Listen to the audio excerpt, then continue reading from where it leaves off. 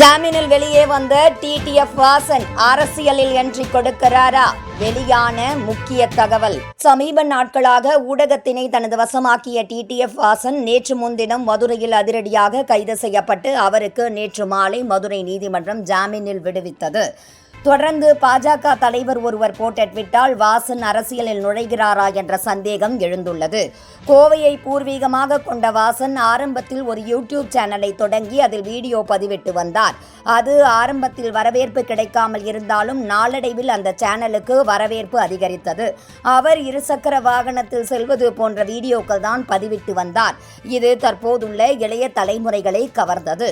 2K கிட்ஸுகளின் உச்ச நட்சத்திரமாக வலம் வந்தவர்தான் இந்த டிடிஎஃப் வாசன்.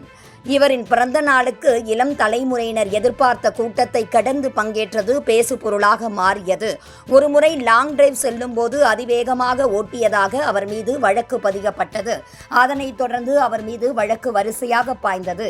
கடந்த வருடம் பெங்களூரு செல்லும் போது காஞ்சிபுரம் அருகே வீலிங் செய்து விபத்துக்குள்ளாக்கினார்.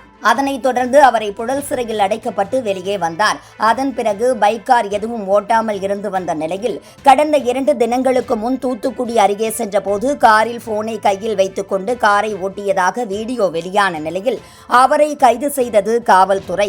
உடனே வாசன், நான் என்ன விபத்து செய்துவிட்டு தப்பி ஓடினேனா? என்னை பார்த்து இளம் தலைமுறைகள் கெட்டு போவார்கள் என்றால் தெருவுக்கு 2 டாஸ்மாக் திறந்து வைத்திருக்கிறார்கள், அதெல்லாம் ஏதும் செய்யாதா என ஆக்ரோஷமாக கேள்வி எழுப்பியது பலரை திரும்பி பார்க்க வைத்தது.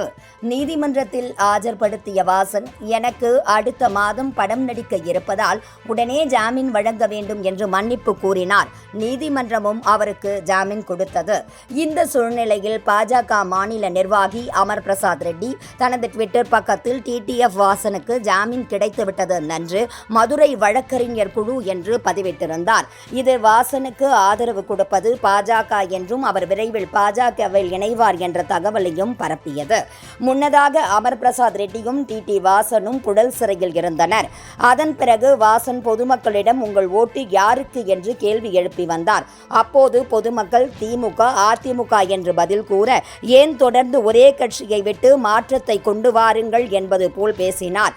அப்போதே அவர் அரசியலில் நுழைவார் என்று கூறப்பட்டது.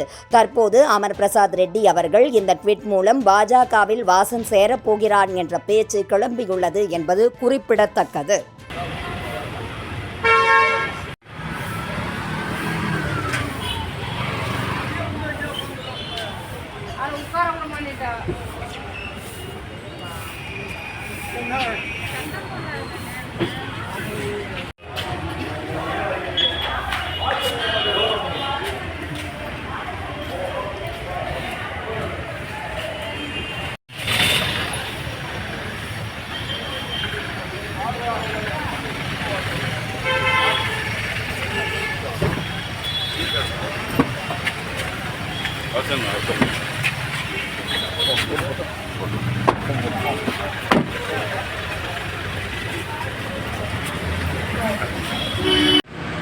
இதுபோன்று முக்கிய நிகழ்வுகள், அரசியல் தகவல்களை ஆழமாகவும் மாறுபட்ட கோணத்திலும் அறிந்து கொள்ள மறக்காமல் உங்கள் IND தமிழ் 24/7 பக்கத்தை பின்பற்றிக் கொள்ளவும்.